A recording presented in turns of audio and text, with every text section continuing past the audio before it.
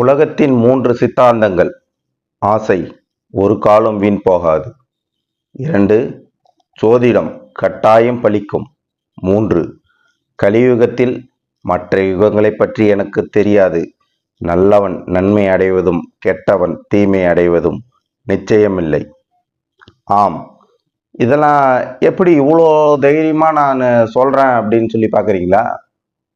ஏன் உங்களுக்கு நம்பர் 888 அவரை பற்றி தெரியாதா? கதை சொல்லும் நானே கதை சொல்லியாகவும் கதை எழுதியாகவும் கதை மாந்தராகவும் இங்கே இருக்க போகிறேன். ஆமாம், நம்பர் 888 இவரை பற்றி யாருக்கும் தெரியாதுங்களா? தெரியாது.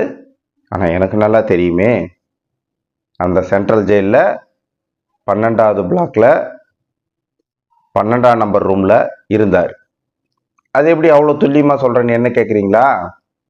நான் 11வது நம்பர் ரூமில் இருந்தேன், அவர் 12வது நம்பர் ரூமில் இருந்தார். கேசவல் நாயுடு. அவரை பற்றி தெரியாது. அவர் தான் 888. அப்போ நான் ஏன் 11வது பிளாக்குக்கு போனேன்? அது வீரன்னு சொல்லலாம், வாய்க்கொழுப்புன்னு சொல்லலாம். கோர்ட்டில் 1920கள் வாக்கில் நீதிமன்றத்தில் நான் நின்றுட்டு இருக்கிறேன். நான் நின்றுட்டு இருக்கும்பொழுது எதிரில் இருக்கிற நீதிபதி ஐயா கேட்குறாரு, தேச துரோகம் அப்படின்னா என்னான்னு தெரியுமான்னு கேட்குறாரு. ஆமாம், எனக்கு தெரியும். அதைத்தானே நான் 1 வருஷமாக செஞ்சிட்டு இருக்கிறேன். வீர முழக்கம், தாய்நாட்டு மேலே இருக்கிற பற்று சொன்னேன். 1 ஆண்டு சிறை தண்டனை நான் பேசிய பேச்சுக்கலாம் அப்படின்னு சொல்லிட்டு தண்டனை கொடுத்துட்டாரு. இதை காரணமாக தான் நான் 1 வருஷம் அங்கே இருந்தேன். வெளியில் வந்தால் சுதந்திர போராட்ட தியாகின்னுவாங்க. என்னை பொறுத்தளவுக்கு நான் வாய்க்கோப்பில் போனோன்னு நீங்கள் சொல்லிக்கலாம், தியாகின்னு சொல்லிக்கலாம். ஆனால் 888 பற்றி நீங்கள் தெரிஞ்சே ஆகணும். ஆமாங்க, உலகத்தில் இருக்கிற ஒரு சாதாரண மனிதர்கள் அவரும் ஒருத்தர் தான். மேல்குடி கிராமத்தில் நாயுடுமார்கள் தெரு இருக்கு. அந்த நாயுடுமார்கள் தெருவில் இருக்கக்கூடிய ஒரு சாதாரண மனுஷன் தான். அந்த நாயுடுமார்கள் தெருவில் பலர் பணக்காரர்களாக இருக்கிறாங்க. சில பேர் பரம்பரை பணக்காரர்கள், சில பேர் பார்த்தீங்கன்னா அப்போதான் கொஞ்சம் கொஞ்சமாக சேர்த்து அவங்களுடைய முயற்சியால் முன்னுக்கு வந்தவங்க. இப்படி அந்த நாயுடுமார் தெரு இருந்துட்டு இருக்கு. இந்த சூழ்நிலையில தான் நம்ம யாரு கேசவல் நாயுடுக்கு ஒரு ஆசை, நாம எப்படியாவது எதையாவது செஞ்சு நாமளும் பணக்காரன் ஆயிடணும். அவருக்கு முயற்சி பண்ணாரு. அவர் முயற்சி பண்ணது எதுல தெரியுமா? விவசாயம். ஆமா, இந்தியாவினுடைய முதுகெலும்பு விவசாயம், ஒடிக்கப்பட்ட முதுகெலும்பு. அந்த முதுகெலும்பு தான் இவர் பிடிச்சி நின்றுடலாம், மேலே வந்துடலாம். ஏன்னா காலகட்டங்கள் 100 ஆண்டுகளுக்கு முன்னாடி 1920 அந்த காலகட்டத்தில் விவசாயம் பண்ணி குழைச்சிக்கலான்ட்டு குத்தகைக்கு நிறைய நிலம் எடுக்கிறாரு. சொந்த நிலத்தில் வந்த வருமானம் எல்லாம் குத்தகை நிலத்தில் வழிச்சுக்கிட்டு போயிடுச்சு. இது முன்னுக்கு வர்றதுக்கு வழி இல்லை. நம்ம என்ன செய்யறது? மளிகை கடை வைக்க எனக்கு தெரியாதே, வட்டி கூட்டு சம்பாதிக்க எனக்கு தெரியாதே, இதுக்கு மேலே நான் பணக்காரன் ஆகலைன்னா என்ன ஆவறது? சுற்றி இருக்கிறவங்க நம்ம நாயுடு தெருவில் எல்லாருமே பணக்காரன் ஆயிட்டாங்களே, என்னையா பண்ணுறது நானுன்னு இருக்கிறாரு. அவங்க மனைவி வேற அப்போதைக்கு குத்தி காட்டுறாங்க. அவன் பணக்காரன் ஆயிட்டான், இவன் பணக்காரன் ஆயிட்டான், அவன் பொண்டாட்டிக்கு என்னெல்லாம் வாங்கி கொடுத்துருக்கான் பாரு, இவன் பிள்ளைங்களுக்கு என்னெல்லாம் வாங்குறான் பாரு, வீட்டுக்கு தேவையான என்ன பொருள்லாம் வாங்குறான் பாரு, சொல்லி காட்டிட்டு இருக்கிறாங்க. இவருக்கா எப்படியாவது பணக்காரன் ஆயிடணும்னு இருக்கு. முயற்சி பண்ணார். கடைசியா அவருக்கு ஒரு வழி தோணுச்சு. புதையல் கிடைச்சாதான் இனிமேட்டு நம்ம ஏதாவது பணக்காரனாக முடியும் அப்படின்ற ஒரு நம்பிக்கையில் இருக்காரு. அந்த நம்பிக்கையில் இருக்கும்போது தான் சிங்கப்பூர் நாயுடு ஒருத்தர் சிங்கப்பூர்ல இருந்து தன்னோட உதவியாளரோட ஒரு வீடு அந்த தெருவில் வாடகைக்கு எடுத்து அங்க இருக்கிறாரு. யாருக்கிட்டையும் பேசாத கராரான பேர்வழி. சரி, இவர் எப்படிதான் சிங்கப்பூர்ல போய் பணக்காரர் ஆனாரு? அவன் மலேசியா போய் சம்பாதிக்கிறான், பர்மா போய் சம்பாதிக்கிறான். இவர் சிங்கப்பூர் போய் சம்பாரிச்சு இவ்வளவு பணம் சேர்த்திருக்காரு, ஆனா யாருக்கிட்டையும் பேச மாட்டாரு. சரி, நம்ம இவர்கிட்ட ஒரு பழக்கம் வச்சுக்கோமா, பழக்கம் வச்சுதான் பார்ப்போமே என்னதான் நடக்குதுன்னு அப்படின்னு முடிவெடுத்து போய் பேச்சு கொடுத்து பார்க்குறாரு.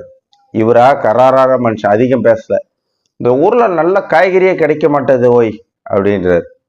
உடனே கேசவல் நாயுடுக்கு இதுதான் சந்தர்ப்பம்னு அவங்க வீட்டு கத்திரிக்காய் வெண்டைக்காய்லாம் கொடுத்து அவர் காக்கா பிடிக்கிறார். இது மட்டும் இல்லாம சிங்கப்பூர் நாயுடுக்கு ஜோதிட கலை வேற தெரியும். இவர் ஜாதகத்தை பார்க்குறாரு. 4 ஆணு 2 பொண்ணு, அதுல 1 தவறி போயிருக்கும். ஒன்றும் பொது வருமானம் இல்லை, வருமானம் ஒரு பற்றாக்குறையில் தான் குடும்பம் நடக்கும். உண்மைதானா அப்படின்னாரு. ஆமாங்க ஐயா அப்படின்றாரு கேசவ நாயுடு. சரி, அப்பனா நான் மேலே சொல்கிறேன் கேளு. நான் சொன்னால் நீ நம்ப மாட்டேன். சரி வேணாம் விடு, இதை ஏன் பண்ணா உனக்கு சொல்லிக்கணும் அப்படின்றாரு. சரி, இருந்தாலும் சரி, சொல்லணுமா, நீயே சொல்லாம்பா. ஐயா சொல்லிடுங்க ஐயா.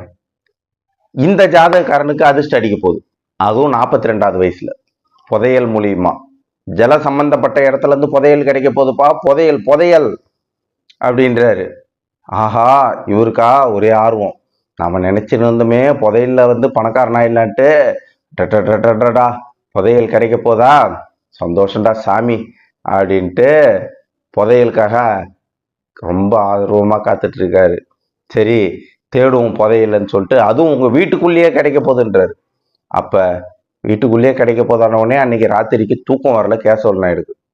தூக்கம் வராம கொல்லப்புறமா போயிட்டு ஒரு இடத்துல தோன்றார். தோண்டி பார்த்தார், நைட்டு ஃபுல்லாக தோன்றார் தூக்கம் வராம. ஐயோ புதையல் கிடைக்கலையே, கழுத்து வரைக்கும் தோண்டிட்டோமே அப்படின்னு சொல்லிட்டு, விடிஞ்சா என்னன்னு பார்ப்பாங்களே பக்கத்தில் இருக்கிறவன்ட்டு விடியறதுக்குள்ள மூடிட்டு விடிய கால 5 மணிக்கெல்லாம் படுத்துடுறாரு. விடிய கால 5 மணிக்கெல்லாம் படுத்தாருன்னா ராத்திரி ஃபுல்லாக தூங்கிட்டு இருக்கிறாரு, பகல் விடிஞ்சும் தூங்கிட்டு இருக்கிறாரு. அவங்களுடைய மனைவி யோசிக்கிறாங்க, என்னடா இவரு விடிஞ்சு தூங்க மாட்டாரு, ஏன் இவரு விடிஞ்சு தூங்குறாரு, என்னவா இருக்கும், சரி பாப்போம் அப்படின்னு சொல்லிட்டு அவரை போய் எழுப்பி பார்க்குறாங்க. அவர் நல்லா அசதியாக தூங்குறாரு. பக்கத்து வீட்டில் இருக்கிற பெருமாள் நாயுடு ஏஞ்சி பார்க்குறாரு. என்ன கேசவல, என்ன ராத்திரியோட ராத்திரியா என்ன களை குத்திட்ட போல இருக்கு, ராத்திரிக்கு படுக்கும்போது பார்த்தா அந்த இடம் சும்மா தான் இருந்ததுன்னு. அப்போ சொல்கிறாரு இவர் ஏதோ சமாளிக்கிறதுக்கு, என்னப்பா பண்ணுறது, ராத்திரிலாம் தூக்கம் வரல, சரி அந்த இடம் சும்மா தானே இருக்கு, கொத்திட்டு ஏதாவது செடி போடுமேன்னு கொத்திட்டோம் அப்படின்னு. அப்படியாப்பா, பரவாயில்லப்பா, நல்ல வேலைக்காரையா நீனு அப்படின்றாரு.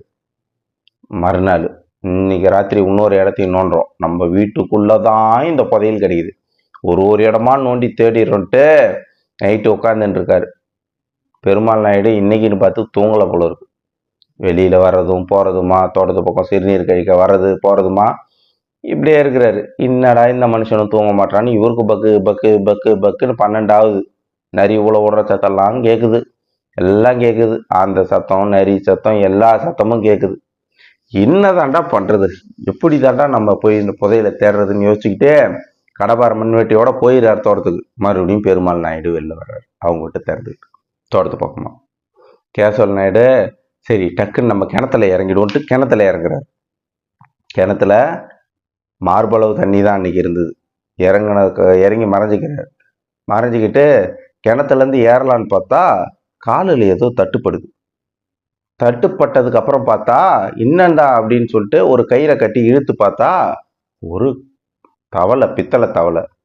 அடடடா, ஜல சம்பந்தமான இடத்துல தான் நமக்கு கிடைக்கும்னாரு, அதுவும் நம்ம வீட்டுக்குள்ளே என்னாரு, கிணறு பற்றி நம்ம யோசிக்காம விட்டுட்டுமேன்ட்டு பார்த்தா மொத்தம் 8765 ரூபாய் இருக்கு அந்த புதையல்ல. ஆஹா, யாருக்கும் சொல்லாம குடத்துல போட்டு மூடி பத்திரமா எடுத்துன்னு போய் வச்சுக்கிட்டாரு வீட்டுக்குள்ள. பத்தியாடா, கிடைக்கணுன்ற ஒரு அதிர்ஷ்டம் இருக்குது நமக்கு. ஆனா இது எப்படி கிடைக்கணும்னா பெருமாள் நாயுட நம்ம திட்டின்னு இருந்தோம், அவரால் தான் கிடைச்சிருக்குது. அவர் இந்த கிணத்துல என்னை இறக்கலன்னா கிடைச்சிருக்குமா? சரி, இறங்கிட்டேன், இழுப்போம், வச்சுக்குவோம் அப்படின்ட்டு அதில் ஒரு 5 ரூபா வெளியூரில் ஹாஸ்டலில் தங்கி படிக்கிற 5ஆவது படிக்கிற அவங்க பையனுக்கு அனுப்பிட்டு மீதியை பத்திரமா வச்சுக்கிட்டு அவர் இருக்கிறார். சரி, எப்படி செலவு பண்ணுறது என்ன பண்ணுறதுன்னு யோசிச்சுக்கிட்டே அவர் இருக்கிறார். இன்னும் எவ்வளோலாம் கிடைக்க போதோ நமக்குன்ட்டு. இதே பெரிய பணம் இல்லைங்களா பார்த்திக்கே, 100 வருஷத்துக்கு முன்னாடி. அப்போ தான் ஒரு 5 நாள் சென்று வெளியூரில் 5ஆவது ஃபார்ம் படிச்சுட்டு இருக்கிற அவங்க பையன், ஹாஸ்டலில் இருக்கிற பையன் போலீஸோடு வரான். போலீஸோடு வந்தோடனே, இன்னையா உன் பையனுக்கு கள்ள நோட்லாம் அனுப்புகிறோம், உன் வீட்டை சோதனை பண்ணுறாங்க. குடத்தில் பார்த்தா 8760 ரூபா இருக்குது. ஏன்னா 5 ரூபா பையனுக்கு அனுப்பிட்டார், அதில் தான் மாட்டிக்கினார். பார்த்தா எல்லாம் கள்ள நோட்டு. பார்த்தா சிங்கப்பூர் நாயுட காணும் ஊரில். கள்ள நோட்டு அச்சடிக்கிற சில மிஷினும் அவரோட கிணத்துலேருந்து போலீஸ்காரவங்க மீட்கிறாங்க. மீட்டதுக்கப்புறம் இவருக்கு கேட்குறாங்க, எப்படிங்க இந்த கள்ள நோட்டு வந்ததுன்னு. இவரால் என்ன பண்ண முடியல, சொல்லவே முடியல. என்ன சொல்ல முடியல, ஒன்றுமே. அதாவது நான் எதுவும் பண்ணல, எனக்கு ஜாதகம் பார்த்தா சிங்கப்பூர் நாயுடு சொன்னாரு. இவருக்கு எதுவும் சொல்லவும் முடியல, சொல்லவும் விருப்பம் இல்லை, சாட்சியம் இல்லை, எதுவும் இல்லை. சரி, இதுக்கு மேல வக்கீல் வச்சு வாதாட்டினா இருக்கிற சொத்தும் போயிடும்.